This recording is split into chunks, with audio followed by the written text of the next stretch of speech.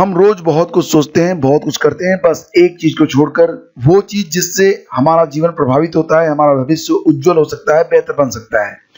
आप आज कहाँ पर खड़े हैं, आज आपने जो किया उससे आने वाले भविष्य पर, आने वाले दिनों में आपका भविष्य और अच्छा होगा या नहीं होगा, तमाम चीजें होती हैं। वास्तविक रूप से आपको अपनी स्थिति का ज्ञान होना बहुत जरूरी होता है। दोस्तों, सबसे अधिक जरूरी बात यह है कि आप अपने लिए कुछ समय निकालें। कुछ समय, आधे घंटे, 40 मिनट, 1 घंटे आप अकेले बैठें चुपचाप। उस समय ना आपके पास मोबाइल फोन हो, ना ही कोई भी कम्युनिकेशन या एंटरटेनमेंट का साधन। बस एक पेन लीजिए, एक पेपर लीजिए और चुपचाप बैठ जाइए। आपके अंदर से जो चीजें निकल कर सामने आएंगी, आप खुद हैरान रहेंगे और डेफिनेटली ये चीजें आपके जीवन को और अधिक बेहतर बना देंगी। नमस्कार, गुड मॉर्निंग, बहुत बहुत स्वागत आप सभी का स्टडी विद ज्ञान प्रकाश में। दोस्तों, आज है 31 अगस्त, दिन है सोमवार का। शुरू करेंगे आज के मॉर्निंग न्यूज। और सोशल मीडिया, इंस्टाग्राम पर अगर आप हमसे कनेक्ट होना चाहते हैं तो हमारी इंस्टाग्राम पर आईडी है स्टडी विद ज्ञान। तो केंद्र सरकार के एक आदेश ने सभी मंत्रालयों और विभागों में हड़कंप मचा रखा है। लगभग 49 लाख सरकारी कर्मियों का पसीना छूट रहा है। खास तौर पर ऐसे कर्मचारी और अधिकारी जिन्होंने अपनी सेवा के 30 साल यानी कि 3 दशक पूरे कर लिए हैं, वो केंद्र सरकार का आदेश जारी होने के बाद से खुद को असुरक्षित महसूस करने लगे हैं। इस बार सरकार ने यह साफ कर दिया है कि आवधिक समीक्षा को सख्ती से लागू किया जाएगा। जनहित में समय पूर्व रिटायरमेंट कोई पेनाल्टी नहीं है। तो आवधिक समीक्षा के बारे में बात कही गई है और समय से पहले रिटायरमेंट के बारे में बात कही गई, और इसकी वजह से लगभग 49 लाख कर्मचारी हैं जो लगभग 30 साल का जो समय है वो पूरा कर चुके हैं अपनी सेवा में। तो उनके सर पर एक रिटायरमेंट की खतरे की घंटी बज रही है। सरकार ने सभी मंत्रालयों और विभागों को जो पत्र भेजा है उसमें विस्तार से यह समझाया है कि जनहित में विभागीय कार्यों को गति देने, अर्थव्यवस्था के चलते और प्रशासन में दक्षता लाने के लिए मूल नियमों एफआर और सीसीएस पेंशन रूल्स 1972 में समय पूर्व रिटायरमेंट देने का प्रावधान है। पत्र में सुप्रीम कोर्ट के फैसलों का भी हवाला दिया गया है। इसके साथ ही यह भी स्पष्ट कर दिया गया है कि समय पूर्व रिटायरमेंट का मतलब जबरन सेवानिवृत्ति से नहीं है। तो आदेश के अनुसार हर विभाग को एक रजिस्टर तैयार करना होगा। इसमें उन कर्मचारियों का ब्यौरा होगा जो 50-55 साल की आयु पार कर चुके हैं, और इसमें 30 साल की सेवा की भी जानकारी होनी चाहिए। ऐसे कर्मियों के कामकाज को समय समय पर समीक्षा की जाएगी। सरकार ने यह विकल्प अपने पास रखा है कि वह जनहित में किसी भी अधिकारी को सेवा में रख सकती है जिसे उसकी माकूल अथॉरिटी ने समय पूर्व सेवानिवृत्ति पर भेजने के निर्णय की दोबारा समीक्षा करने के लिए कहा हो। तो देखिए, यहाँ पर जरूरी नहीं है कि जितने भी लोग हैं सभी को रिटायर कर दिया जाएगा। जो लोग ये पाए जाएंगे कि अपने कार्य को दक्षता से नहीं कर पा रहे हैं, उनको समय से पूर्व रिटायर करने की बात यहाँ पर कही जा रही है। तो जो लोग दक्षता के साथ अपने काम को कर रहे हैं, फिलहाल उनके लिए कोई खतरा नहीं है। खतरा उनके लिए है जो लोग अपने कार्य को करने में अक्षम है या किन्हीं कारणों से अपने काम को ठीक से नहीं कर पा रहे हैं। तो केंद्र ने ऐसे मामलों की समीक्षा के लिए एक प्रतिनिधि समिति गठित की है। इसमें उपभोक्ता मामलों के विभाग की सचिव लीना नंदन और कैबिनेट सचिवालय के जीएस आशुतोष जिंदल को सदस्य बनाया गया है। आवधिक समीक्षा का समय जनवरी से मार्च, अप्रैल से जून, जुलाई से सितंबर और अक्टूबर से दिसंबर तक तय किया गया है।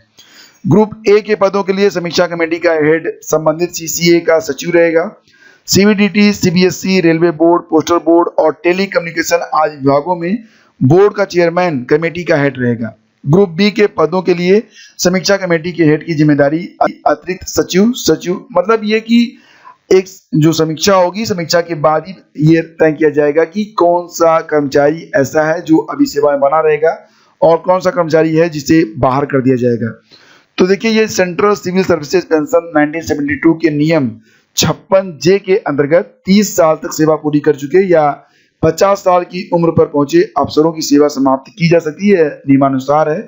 और संबंधित विभाग से इन अफसरों की जो रिपोर्ट तलब की जाती है उसमें भ्रष्टाचार, अक्षमता, अनियमितता के आरोप देखे जाते हैं, तो ये कदम उठाया जा सकता है। तो देखिए, अगर आप इस पूरी रिपोर्ट को ध्यान से पढ़ना चाहते हैं तो आप हमारे टेलीग्राम चैनल स्टडी विद ज्ञान प्रकाश पर आ सकते हैं। वहां पर ये पूरी खबर आपको पढ़ने को मिल जाएगी पूरी डिटेल में, ठीक है। तो ये मैं यहाँ पर बहुत ही शॉर्ट में बताया हूँ, कुछ पॉइंट हो सकता है छूट गए हूँ। तो बस यही था ये होगी आज की पहली खबर। और अब बात करेंगे कि देखिए जो नई शिक्षा नीति आई है उसमें बीएड को भी प्रोफेशनल कोर्स के रूप में माना गया है। और जिस प्रकार से एक बड़ी ललक रहती है नौनिहालों में कि वो डॉक्टर बनेंगे, इंजीनियर बनेंगे और उसके लिए 4 साल 5 साल का कोर्स करते हैं, तो उसी प्रकार से अब जो बीएड का कोर्स होगा वो भी 4 वर्ष का होगा। बीएड का कोर्स करते समय जो होनहार होंगे उनको छात्रवृत्ति भी मिलेगी और उनको नियुक्ति की गारंटी भी रहेगी। तो ये चीजें कही गई हैं और नई शिक्षा नीति के अंतर्गत इन बातों पर फोकस किया जाएगा। और ये देखिए जो हाल ही में मंजूर राष्ट्रीय शिक्षा नीति के इस प्रावधान को अमल में लाने के लिए शिक्षा मंत्रालय आने वाले दिनों में योजना का विस्तृत खाका तैयार करेगा। तो ये कोशिश की जा रही है कि जो अध्यापन का पद है, जो अध्यापक का पद होता है, उसे भी उतना ही प्रेस्टिजियस, सम्मानजनक बनाया जाए और उसको भी उतना ही जो है ललकपूर्ण बनाया जाए। जैसे कि आप जानते हैं कि बहुत सारे अभ्यर्थी होते हैं जो आईआईटी करना चाहते हैं, इंजीनियर बनना चाहते हैं, डॉक्टर बनना चाहते हैं, कुछ और करना चाहते हैं, तो उसी प्रकार से शिक्षक भी बने और इसके लिए तमाम सुविधाएं अब प्रोवाइड की जाएंगी और ये चीजें आने वाले समय में आपको देखने को मिलेंगी। और अब देखिए एक बड़ी अपडेट है, जो लोग टीजीटी बायोलॉजी से हैं उनके लिए एक खबर है। खबर ये है कि जो नई शिक्षक भर्ती आ रही है उसमें टीजीटी बायोलॉजी को बाहर कर दिया गया है। जो योग्यता है यानी कि जो आप योग्यता है उसी के आधार पर आप सामान्य विज्ञान यानी कि विज्ञान के पदों पर आवेदन कर सकेंगे। हालांकि मैं अभी इसके बारे में पूर्ण रूप से आश्वस्त नहीं हूं कि योग्यता में क्या है, क्योंकि अभी इसके बारे में कोई नोटिफिकेशन आउट नहीं हुआ है। हिंदुस्तान की ये खबर है और हिंदुस्तान ने 30 अगस्त को दोपहर में ये खबर पब्लिश की थी, हिंदुस्तान अखबार ने, और डायरेक्ट लिंक मैंने दे दिया है वीडियो के डिस्क्रिप्शन में। और जो खबर है वो मैं एज इट इज आपको दे रहा हूं। खबर ये है कि उत्तर प्रदेश के तकरीबन 4,500 सहायता प्राप्त माध्यमिक विद्यालयों में प्रशिक्षित स्नातक दैट इज टीजीटी और प्रवक्ता के पदों पर, आपको पता होगा कि पिछली बार प्रवक्ता पीजीटी के वनस्पति विज्ञान के पदों को भी इनवैलिड कर दिया गया था, बाद में कोर्ट से मामला जाके सुधरा था, लेकिन परीक्षा तो अभी तक नहीं करवाई गई है, नहीं हो पाई है। और देखिए सितंबर के दूसरे सप्ताह तक टीजीटी और पीजीटी की वैकेंसी आने वाली है, इसकी सूचना मैं आपको पहले ही दे चुका हूं। तो इसमें टीजीटी बायोलॉजी को बाहर कर दिया गया है और इस बार अन्य विषयों के साथ टीजीटी विज्ञान विषय का चयन होगा, बायोलॉजी नहीं होगा, विज्ञान का चयन होगा। और उत्तर प्रदेश माध्यमिक शिक्षा सेवा चयन बोर्ड ने जिलों से जो अध्याचन मंगाया है उसमें टीजीटी बायो का अध्याचन नहीं है। और इससे पहले चयन बोर्ड ने 2016 में टीजीटी पीजीटी के करीब 10,000 पदों के लिए भर्ती निकाली थी। इसमें टीजीटी जीव विज्ञान के 304 पद थे और टीजीटी विज्ञान के 1140 पद थे। तो कुल पद थे 10,000 अलग, और जो विषय थे बाकी विषय थे उनको जोड़कर। हालांकि चयन बोर्ड ने भर्ती की समीक्षा के बाद 12 जुलाई 2018 को टीजीटी बायोलॉजी को भर्ती के बाहर कर दिया था और ये कहा था कि यह विषय हाई स्कूल लेवल पर पढ़ाया नहीं जाता है, तो इसके पर चयन का कोई औचित्य नहीं है। लेकिन मामला जो था वो कोर्ट में गया था और कोर्ट से बहाली हो गई थी जीव विज्ञान की, लेकिन अभी तक परीक्षा नहीं हुई है। और आपको भी पता होना चाहिए कि चयन बोर्ड ने टीजीटी बायो के साथ हाई स्कूल लेवल पर काष्ठ शिल्प और पुस्तक कला, टंकण और आशुलिपि टंकण व इंटर स्तर पर पीजीटी वनस्पति विज्ञान, जबकि हाई स्कूल और इंटर स्तर पर संगीत विषय को समाप्त किया था। तो हालांकि कोर्ट के द्वारा ये जो जीव विज्ञान था वो बहाल हो गया था, लेकिन अभी परीक्षा नहीं हुई है और अभ्यर्थी लगातार इसकी मांग कर रहे हैं कि जीव विज्ञान की 2016 टीजीटी की परीक्षा करवाई जाए। और डेफिनेटली ये जो खबर आ रही है इसके बाद भी अब थोड़ा बहुत तो जो अभ्यर्थी हैं वो परेशान होंगे ही। और अब इसके बारे में जैसे कोई लेटेस्ट अपडेट मिलेगी हमें तो वो मैं तुरंत आपको सूचित करूंगा।